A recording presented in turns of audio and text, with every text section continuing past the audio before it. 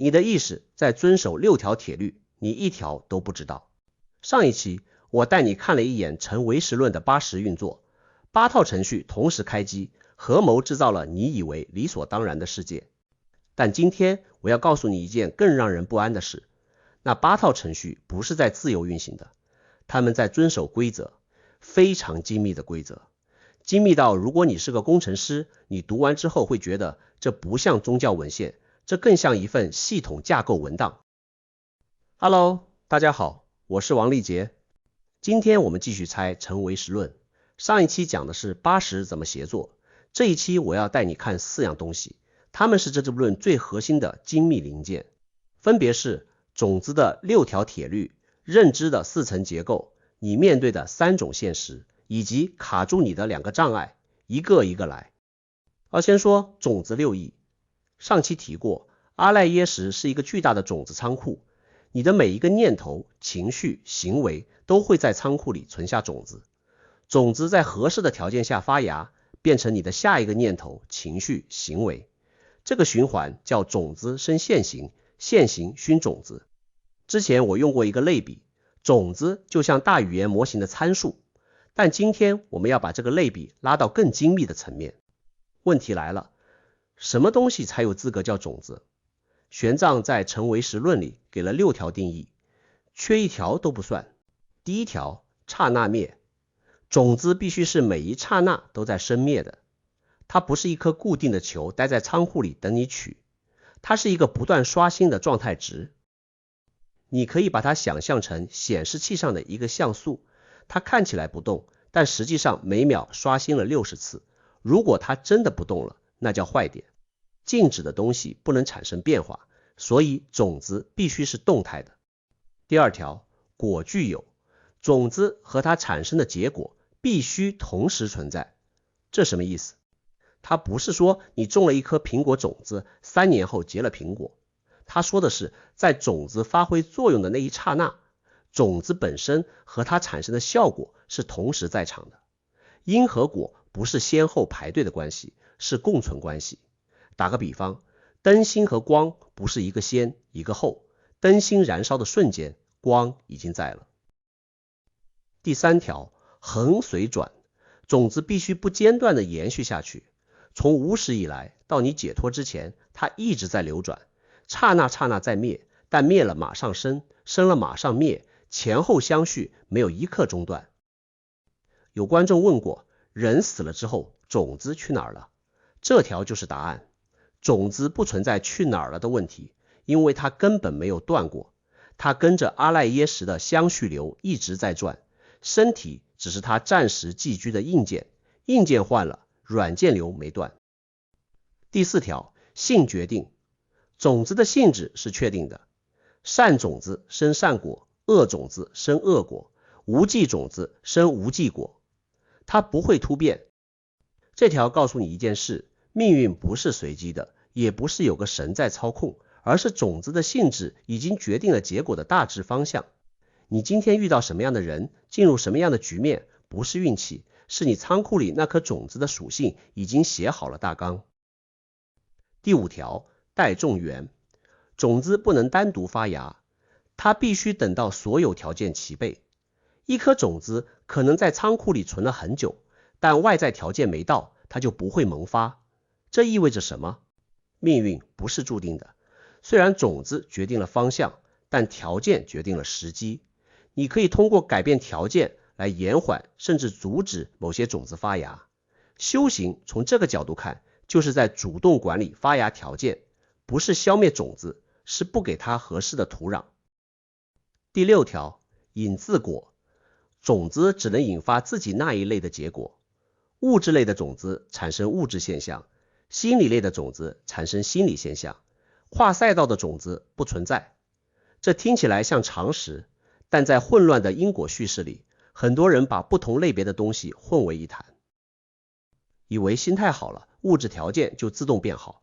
成唯识论说不是，每种种子有自己的赛道，心理种子改变心理结果，物质种子改变物质结果，2条线平行运行，不能替代。6条加在一起，种子就不再是一个模糊的比喻了，它变成了一个有精确公理约束的运行单元。刹那灭保证它是动态的，果具有保证因果不分离，恒随转保证它不中断，性决定保证方向可预测，带众缘保证结果不是自动触发的，引自果保证不同赛道不串线。你告诉我，这像不像一个形式系统的6条公理？现在看第二个零件，四分说，种子6义讲的是种子在遵守什么规则，四分说讲的是你每一个认知瞬间的内部到底长什么样。成唯识论说，你的每一个认知，看到一朵花，听到一句话，想起一件事，这个瞬间不是铁板一块的，它至少有4层。这个4层模型是护法论师的方案，玄奘在所有方案里选了它，因为它是最精密的那个。第一层叫相分，就是你意识里呈现出来的那个画面，那个声音，那个念头本身。注意，它不是外面那朵花，是你意识中花的形象，它是你的识渲染出来的。第二层叫见分，就是看这个动作本身的能力。如果说相分是屏幕上的画面，见分就是渲染这个画面的引擎。到这里，大多数哲学就停了，有对象，有主体，完事儿了。但唯识论说不对，还有第3层。第3层叫自证分，你不光看到了那朵花，你同时还知道我正在看花。这是一种对自己认知活动的及时觉知，它不需要你事后反思，它是认知发生的同时自动附带的。你看到花的那一刻，就同时知道自己在看花。自证分是意识给自己开的一张收据，没有这张收据，你无法确认任何认知真的发生过。你看了，但不知道你看了，那跟没看有什么区别？然后你可能会问，自证分在监控见分，那谁来监控自证分？如果答案是第5层，就无限递归了。成唯识论的回答非常精巧，第4层证自证分，它验证自证分，但它不需要第5层来验证自己。为什么？因为证自证分和自证分之间是互相验证的，自证分证明见分的活动，证自证分证明自证分的活动，同时自证分反过来也能证明证自证分的活动，两者互证，回路闭合，不需要第5层，不需要无限递归。你读到这里，如果觉得有点晕，我给你一个日常版本。你走在路上看到一只猫，相分是猫的样子，见分是你看到它的能力，自证分是你同时知道我正在看一只猫，证自证分是你确认我确实知道我在看一只猫。第3层和第4层互相背书，形成闭环，所以你不会怀疑自己刚才到底有没有看到猫，除非你的自证分出了问题。这4层叠在一起，意味着你以为的那句我看到了，其实是一次4步渲染，而你的日常意识只能感知到前2层，后2层在暗处默默运行，你用着它们，但从来没注意过它们。接下来是第3个零件，三类境。种子6义讲规则，四分说讲结构，三类境讲的是你面对的现实到底是什么性质的。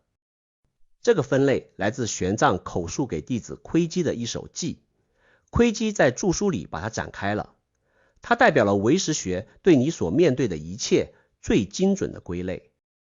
第一种叫性境，有真实种子支撑的，不跟着你的主观念头走的对象，你眼前这杯水的形状、温度、重量，这些由真实的因缘产生，你想让它变成酒，它不会变。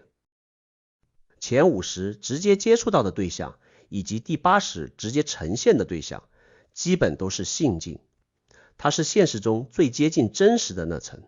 第二种叫独影境，完全由你的意识单独制造出来的，没有外在种子支撑。你闭上眼，想象一匹天马，或者梦里看到一座不存在的城市，画面清晰，体验真切，但背后没有任何真实种子在撑着它。它是第60自编自演的产物，用今天的话说，这是纯幻觉。第3种叫代质境，这是最微妙的，它有一个真实的本质在那里，但你的意识在认知它的时候把它改造了。你看到的既不是纯真相，也不是纯幻觉，而是真相和你的加工混合在一起的产物。举个你每天都在经历的例子，同事说了一句话，这句话有真实声波，它是信境，但你听完之后心里升起的感受，它是不是在讽刺我？这个感受就是带致敬，有一个真实的声音在那里，但你的默纳时带着自我保护的滤镜介入了，把一句中性的话渲染成了威胁。你面对的不是那句话本身，是你和那句话的合成品。你有没有注意到很多让你辗转反侧的事情，事后回想起来根本没有那么严重？那就是带致敬在消退。当默纳时的滤镜撤走，你才看到那句话本来的样子。你明白了吧？这就是为什么人和人吵架永远吵不清楚，因为两个人面对的都不是信境，都是各自的带致敬，都在跟自己的渲染结果吵。三种分类叠在一起，就指向一个结论：你一辈子面对的现实，大部分时候不是信境，是带致敬和读引镜的混合物。你以为你在跟真实世界打交道，其实你在跟自己的渲染引擎打交道。最后一个临界，二障，规则、结构、现实的性质都看完了，现在要问，到底是什么在卡住你？陈唯识论说，障碍有两种，性质完全不同。第一种叫烦恼障，它来自我执，你坚信有一个我存在，于是围绕这个我贪嗔痴不断滋生，这些烦恼遮住了涅槃，让你在轮回里出不去。声闻缘觉修行者要断的主要是这个。你可以把它理解成软件层面的缺陷，代码逻辑写错了，系统不断崩溃重启，找到错误逻辑，修正它，系统就能稳定运行。第二种叫所知障，它来自法执，你不光执着有个我，你还执着世界是客观实在的，法则是固定不变的，这个执着比我执更深更隐蔽。烦恼障让你痛苦，所知障让你无知，它遮住的不是涅槃，是菩提，是完整的没有盲区的智慧。